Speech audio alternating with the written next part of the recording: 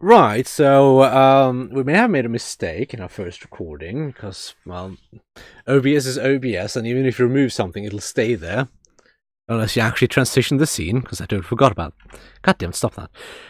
Totally forgot about that, but yes, I am currently back, I am currently slightly more alive, and I'm currently dying less. So yay for that. Now, what really annoys me with this whole thing is that in the previous recording I made, where I went through this entire part, my commentary was actually good. I had a fairly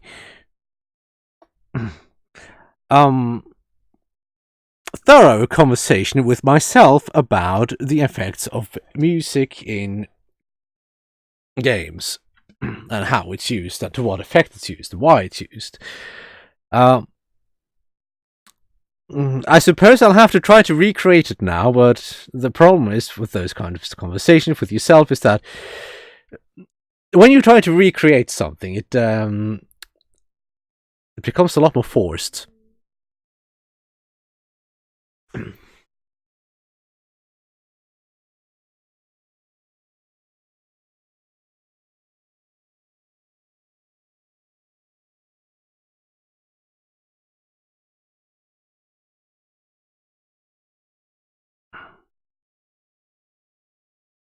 The glorious vagueness of every single franchise. Just like, this weapon, experiment, thing we will not tell you about until the dramatic reveal of what it is. The glorious, wonderful trope. Now, fuck off, Tech Priest. I don't want to join your corpse removal crews. I don't serve the machine god. The only god I serve is myself. Which I'll happily tell the Inquisitor. Fucking massive ass crane.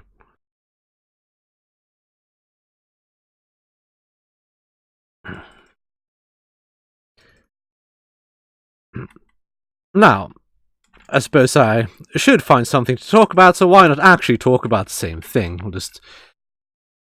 God damn it. Fucking OBS. And this way you don't ever, ever, ever change your settings for anything ever, otherwise you'll have to pay for it dearly. Or at least you make a test recording every single time. It's like, ironically, the one time I don't do a test recording of the actual game before I start recording is the one time something is actually fucking broken. Because, of course, that is exactly how it is. Every goddamn time. It is mildly infuriating and so fucking typical.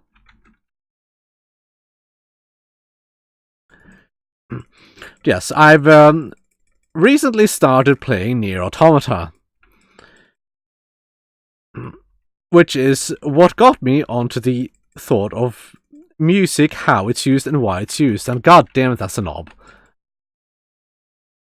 I don't like knobs.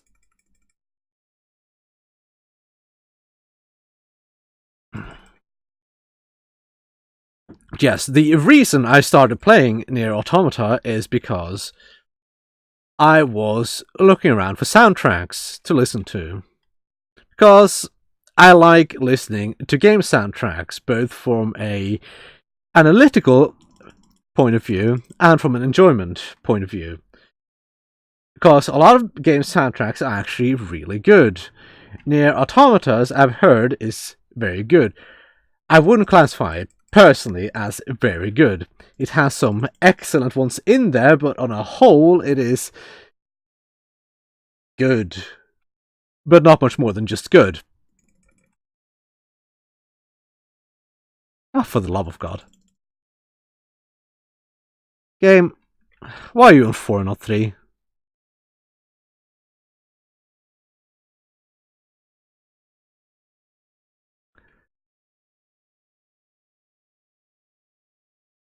Yeah, come here, what? Give me that health. But yes, the soundtracks, they have some rather good ones, like the amusement park, for some reason. It's not... it doesn't fit the scene very well. It's not technically good, but I kind of enjoy it still. And I can't quite put my mind as to why that is the case, but I still do. There's also the Simone track. That one is absolutely excellent, and it almost carries the boss fight itself, actually, because the boss fight itself is so mediocre, and the camera drags it down quite a bit. But the soundtrack makes it a lot better than it really is. It makes it a lot more atmospheric, and it complements the boss rather well. Not to mention that the boss's attack pattern is also affected by the soundtrack. At least I think it's that way and not the other way around. Which is something that a lot of games don't do, but it's certainly interesting to see it done. But it's also fairly difficult. But in a game like Nier, which I would... Right, to sidetrack a bit, personally I would classify games in two primary categories. That's not to say there's not necessarily overlap between these categories, or anything like that, but it's a lot like movies. You have the art scene and you have the commercial scene. There's of course always going to be overlap in these two, but the question is how much of an overlap there is. Nier is one of those games that overlaps quite heavily between the two. However, there's a lot of creativity both in the design and the soundtrack that it certainly strikes me as something that is actually inspired rather than something that's made entirely to make just swaths of money.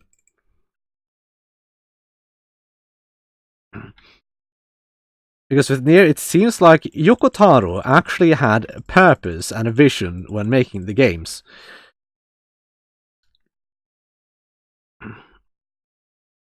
Which really isn't always the case. I mean, just look at basically any game that EA publishes. They are all, well, not all of them, but they are mostly completely soulless, 100% commercialized, just corporate garbage.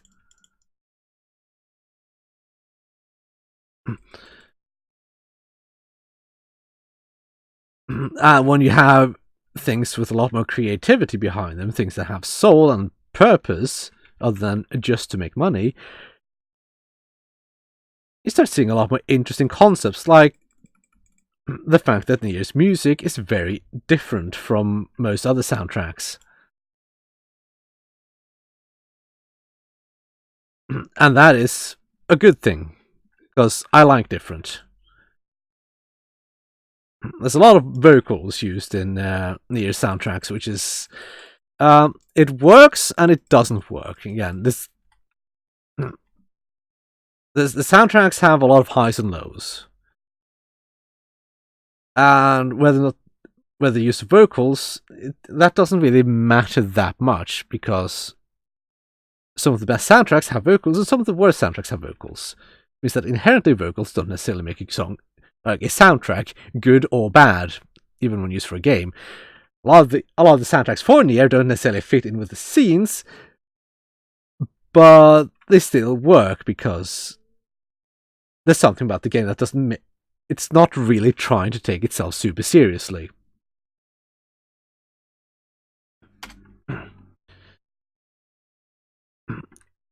There is still more to soundtracks, like the composition of the soundtrack will actually have a very significant effect on gameplay.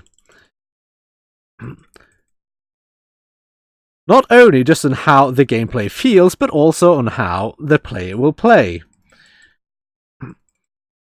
For instance, I recall in one of his videos where he rated the soundtracks for Total War games,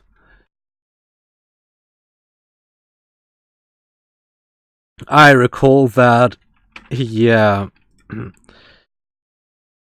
specifically talked about one battle in Medieval 2 that he was fairly certain he would have lost if not for the soundtrack itself, because the soundtrack gave the motivation, the energy, and the drive to perform better than he normally would.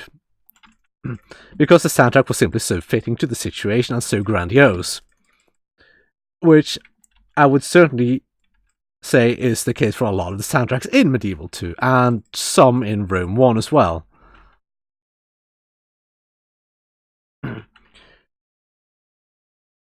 So, not only is soundtrack something that is good for setting the atmosphere and for having something nice to listen to, I am also very much convinced that the soundtrack will actually have a positive or negative effect on the actual quality of play from the player. Simply because, well, when you enjoy soundtrack, when it's fitting, when it gives you that energy and drive you need, you will most likely perform better. You will strive to do, well, better. You'll improve yourself. A lot of this, I think, has to do with the composition and the rhythm of the music. For instance, a faster-paced music in an action game will basically make your brain think in a, well, rather process things faster in order to keep up with the rhythm of the music. Which means that now, this is all conjecture. It's not entirely exactly scientific or anything like that, so it's more of an opinion piece than anything else.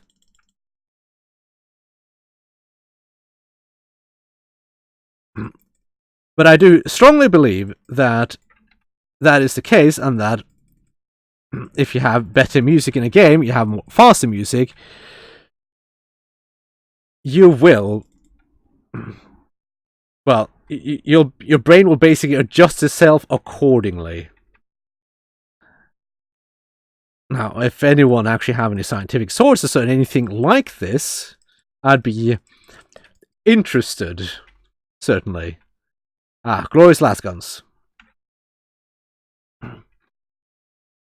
But as it stands now, this is just from my own personal experiences and my... get on the elevator? No. For fuck's sake. Yes, this is based entirely on my own personal experiences and what I've observed in my own behavior and patterns when playing these games. So, just because it's the case for me, it doesn't necessarily make it an actual universal truth.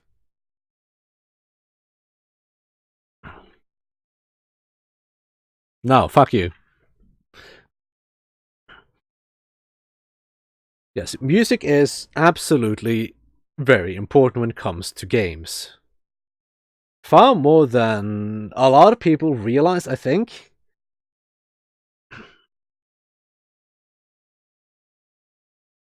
I feel like I was supposed to say something there, but I didn't.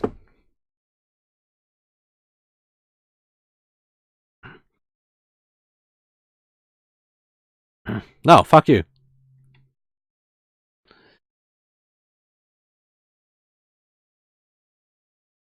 Bridge. That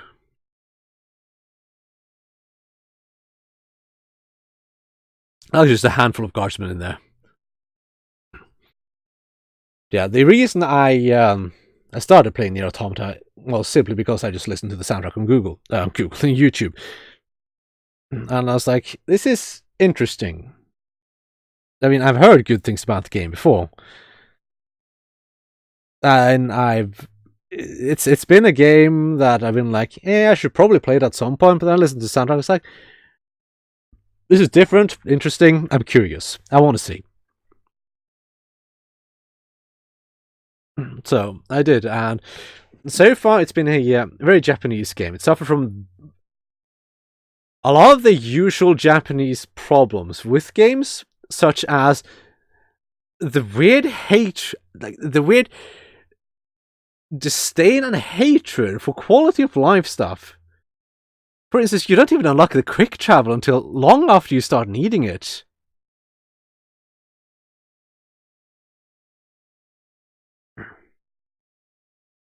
Oh, it's a Titan.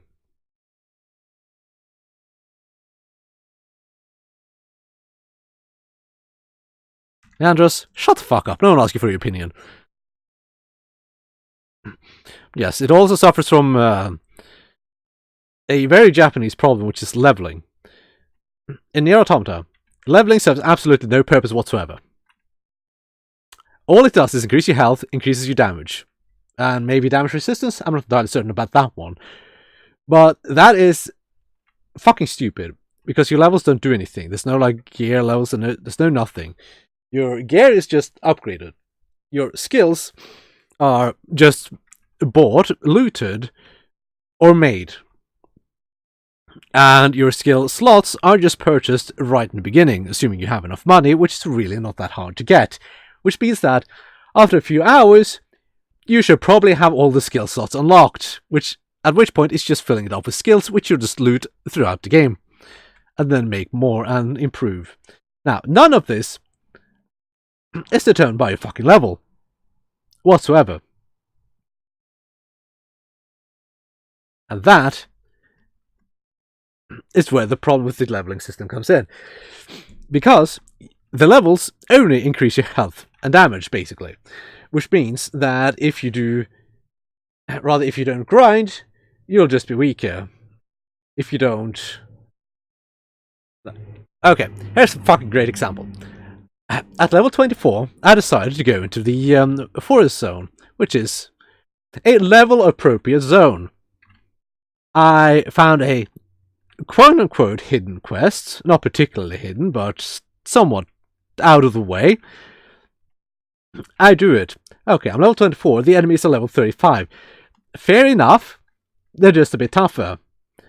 That, about 10 level difference, it's not that big a deal. Once it starts pushing beyond that, then it starts getting really bad.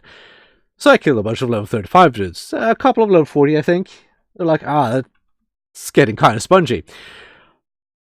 Then came the mini-boss. Level 50. And I was level 24. The thing took about 20 minutes to kill. It was not difficult. Its attacks were highly telegraphed. There was no difficulty in fighting it. I never died. And yet, it took 20 minutes. And that is the problem with that kind of leveling system. Where it doesn't serve any purpose, it's not gated right. You just punished for existing. You're punished for going to the wrong place at the wrong time. You're punished for exploring, and you're punished for not exploring. Because a lot of the quests will be severely under-leveled by the time you get to them if you don't explore. But if you do explore, you'll run into quests that will be so far beyond you, and you'll be halfway through them before it actually starts becoming a serious issue. And that is the problem with that kind of leveling system. It is fucking retarded. I don't know why anyone would ever implement it into the game. I feel like the only reason it is implemented is because it's one of those things that is just like, oh, it's an RPG, it has to have leveling, where it's just added completely uncritically as to whether or not it'll actually add anything to the game itself.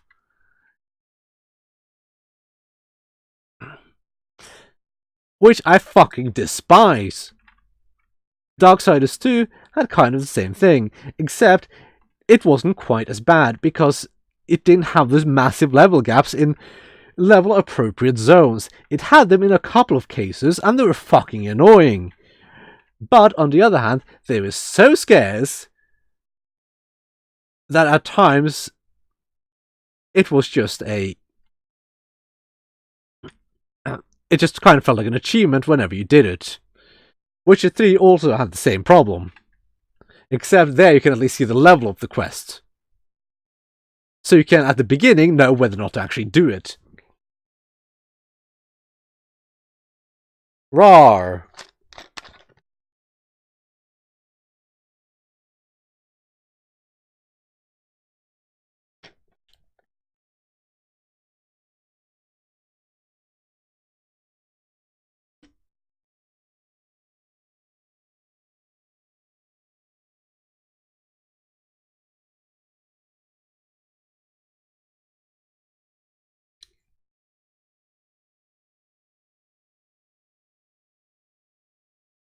The experimental device, the power source. How vague and unspecific terms.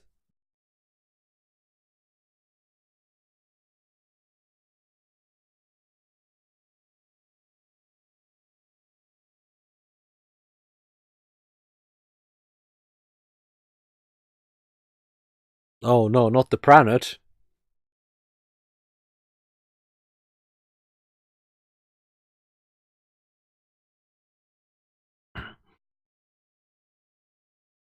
Yes, Nier Automata suffers from a lot of Japanese science, which is not to its benefit, which is sad. Because I enjoy good games. That's not to say that there aren't a lot of good things in the game. However, I certainly at this point wouldn't classify the game as more than fairly decent. But I haven't beaten the game yet, so there is the distinct possibility that the later you get in the game, the better it gets, which I've seen certain signs of, because I am certainly enjoying the game more now than in the beginning.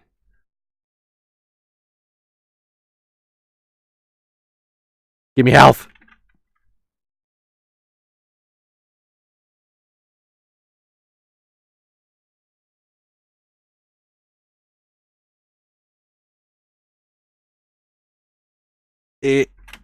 God damn it. Fucking Scar boys. Just die or something. Oop, wrong weapon, wrong weapon.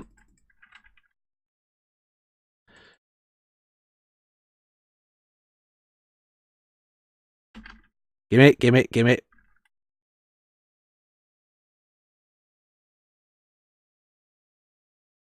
See, this is how you do it, boy. Yeah, Nier certainly has some particularly interesting design decisions, such as the whole switch between perspectives in the game.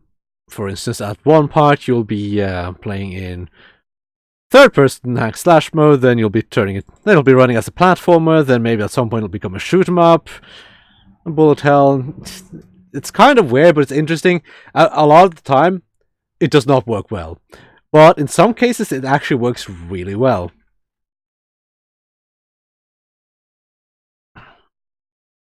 The controls are the same, but when it takes you out of the third-person mode, you lose a lot of perspective. And it feels like a loss of character control because you'll often lose some significant control over one of the dimensions. For instance, the platformer, well, obviously, then you just go to 2D. But for the top-down segments, you can still jump, but you lose your sense of verticality, which means that, sure, you jump, but it's hard to precisely jump.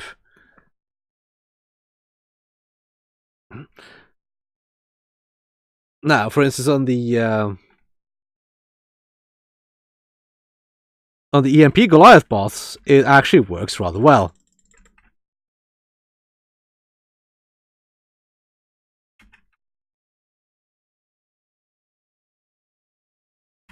God, I hate these shield fuckers.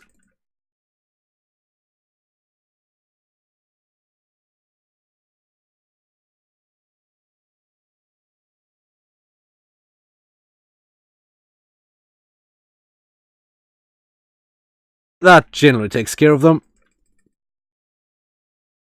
Fuck it. They can take care of that. I hope. Yes, they could. Or, for fuck's sake. There you go. Beep. Yeah, no. As far as it stands now, I'm fairly certain that you're supposed to play through the game more than once to get like various different endings and such. As it stands now, I don't enjoy it enough to play through it several times.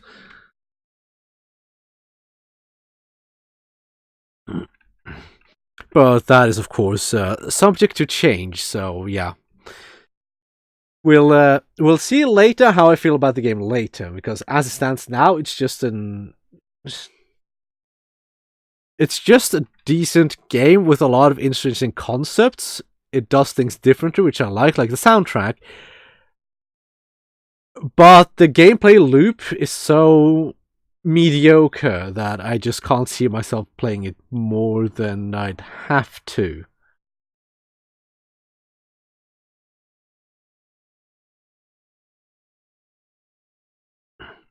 Yeah, we'll see later how I feel about the game when I actually finish it, if I finish it, though I assume I will actually finish the game at some point. But it is not a game that I'll sit down and play for hours and hours on end. No, it's a game I'll sit down for like an hour, 2 hours, maybe 3 hours, and then take a break and do something else. Because it's not a game that captivates me that much.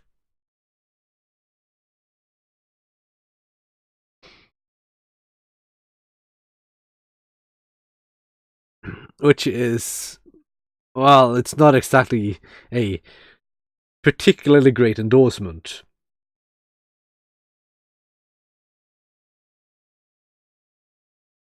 But we'll see later how I feel about the game. It might change my mind, it might be fucking fantastic later on. Ooh, fancy, it's all metal. And I explored this part particularly well. Yeah, there's not that much to look at anyway. Lots of pipes. Hi, boy. Hi, boss. Boop, boop. Doesn't do anything, but, you know.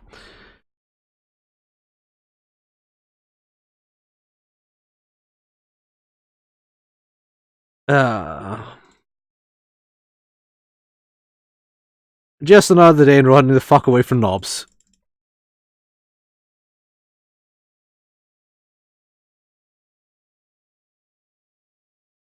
Yeah.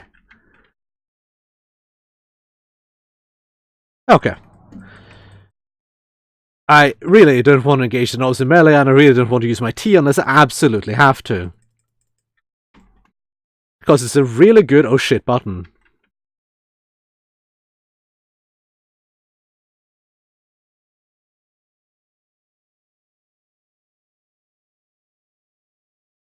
Well, you say that. But I prefer if you would, you know, let me activate it when you say for me to do it, rather than me having to wait a while for the button to activate.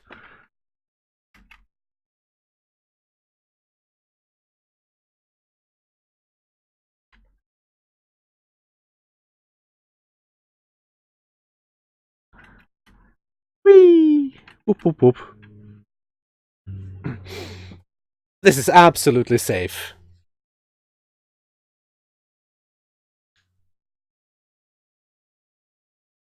Oh no. Something went wrong when touching the warp bullshit. No. How could that be the case?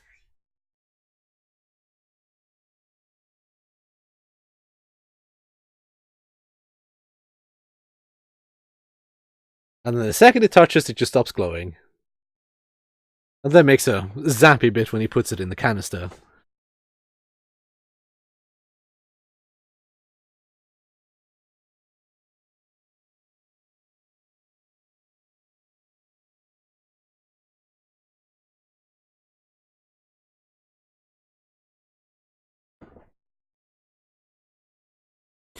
Now, I'm not entirely certain how long this recording has been going on for, but I know that this is where I ended it the other time, and it went on for like 40 minutes. Though I died once, so there's that. Yes, we are going to end it here, so we'll see you next time. Goodbye.